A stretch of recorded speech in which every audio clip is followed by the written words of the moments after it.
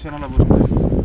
शर्टसुद्धा घातलं नाही, डोक्याला काही बांधलं नाही, कुठे गादी घेतली नाही, तकवी घेतली नाही, पुन्हा बाज घेतली नाही, काय नाही. आणि मला कमीत कमी सकाळपासून 1000 ते 2000 मराठा समाज बांधवांचे आम्हाला फोन आले की आम्ही तुमच्या उपोषणाला भेट द्यायला येतो. पण मी म्हणलो शेतातले काम होतं. आपला आज मराठा हा वर्ग शेतकरी वर्ग जास्त, त्याच्यामुळं जे शेतातले कामं दागुटीचा टाईम आहे, मी त्यांना सर्व सांगितलं तुम्ही येऊ नका, काय नका, मी उपोषणाला बसणार आहे. मला जे काय बघायचं तुम्हाला तुम्ही मोबाईलमध्ये बघता ना, मी तुम्हाला इथं आणून माझं वर्चस्व दाखवून मला काय भेटणार आहे. त्याच्यामुळं मी काय म्हणतो, आता हे जे मनोज जरांगे बसलेत उपोषणाला, डोक्याला गमजा बांधलाय, तकवे घेतलेत, बाजीवर बसलेत, समाज साईटनी सारा, आणि ते बिचारे हे त्यांच्या डोक्याला कुठं बांधलेलं नाही, काय नाही. आणि हे बांधून पिंधून बसले तर विखे पाटलाने ती टोपी घातली. समाजाला ऊन नाही का लागत? तुम्हीच एकटे बसले तर माझं म्हणणं असं आहे, जोपर्यंत तुमचा जे आरक्षणाचा लढा आहे ना, जोपर्यंत समाजाला आरक्षण भेटत नाही तोपर्यंत उठूच नका. आणि जो आता सगळे सोयरे शब्द तुमच्या काय देत नाही, सगळे सोयरे ह्यो कितीत विकला हे शब्द. मराठा कुणबी एक आहे, हा जिहार ह्यो तुम्ही का बोलत नाहीत आज? ह्याची किती सेटलमेंट झाली? सरसकट आरक्षण हा मुद्दा कुठे गेला आता? हे मुद्दे सर विसरून गेले ना. ज्या आरक्षणाचा समाजाला फायदा होता,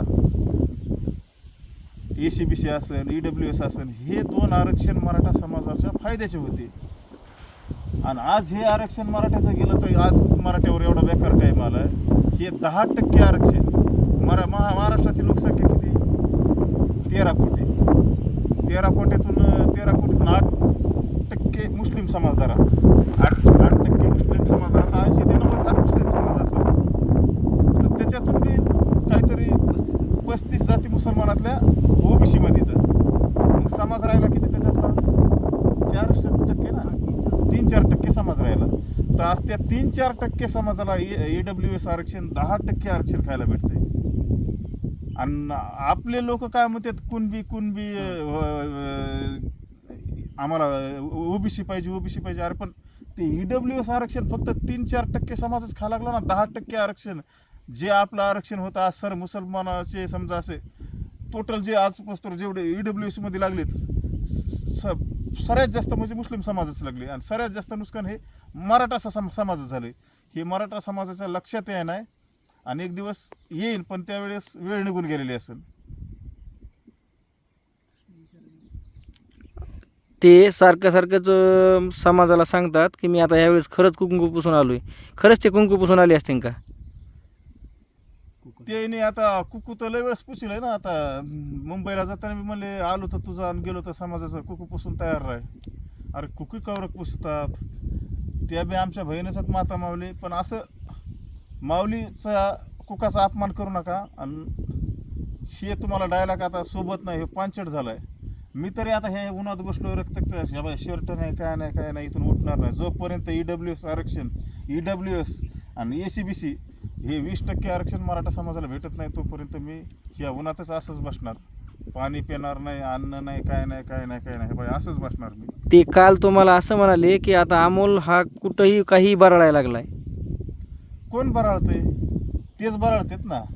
कुठं त्या अजय महाराज बारसकळला काय म्हणले, कोणचा तरी शब्द मारला मीडियाने. त्यांना विचारलं अजय महाराज तुम्हाला महाराज असं बोलले. त्याला मामा तुला काय उपटायची तू उपटू आमची? अरे काय भाषा आहे ही? महाराष्ट्रातले 13 कोटी समाज तुमचं माता मावल्या त्या बैठ बघतात ना मोबाईलवर, TV वर. तुमच्या तोंडातून जर असे शब्द निघले तर येणाऱ्या तरुण पिढीला ह्याचं मार्गदर्शन काय भेटेल? समाज कोणत्या नजरेने म्हणजे तुमचं हे करेल?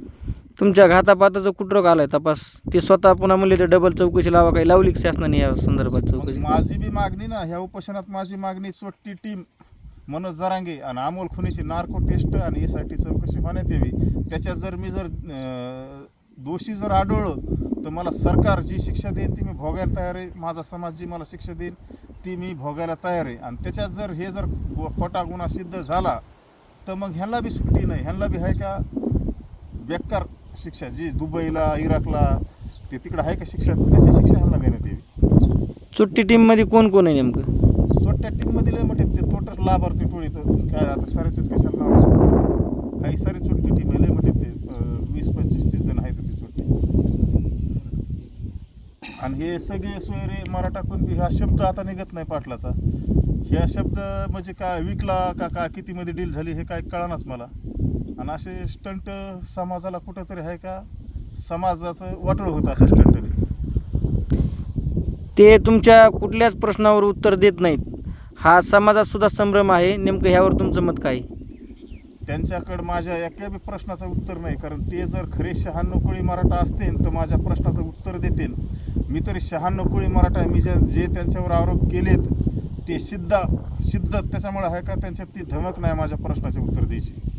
तुमच्याकडे जे रेकॉर्डिंग काही आलेले दादा गुरुडचे आणि अन्य ह्या कधी तुम्ही व्हायरल करणार आहात? योग्य वेळेला मी व्हायरल करणार आहे. कारण एका बीडच्या नेत्याला कसं ह्यांना टार्गेट करून कसं संपवायचं होतं आणि बीड जिल्ह्यामध्ये स्वतःचं वर्चस्व कसं गाजायचं होतं. बीड जिल्ह्याच्या जनतेला एक दिवस ते 100% कळून ती वेळ जवळच आलेली. त्या टायमाला त्या रेकॉर्डिंग व्हायरल होते. आणि आता ते कवर कुपोषणाला बसणार ते बी बघूत आपण. ते ज्या टायमाला उठते त्या टायमाला मी उठेन, मी बी असंच बसणार उन्हातच. तुमचं काय म्हणणं आहे, कधीपर्यंत उठतील ते? तुमचा माझा एक अंदाज? अंदाज उद्या उठतील बघा, उद्या दुपारपर्यंत उठतील ते. कारण मी लय दिवसापासून त्या माणसाला ओळखतो. त्या माणसाचं काय नाही. आता आज संध्याकाळीच विचार चालू उठायचा, पण आता बघूत आता कवर उठतील तर. पण आज संध्याकाळी किंवा उद्या 9-10 वाजेपर्यंत उठतील.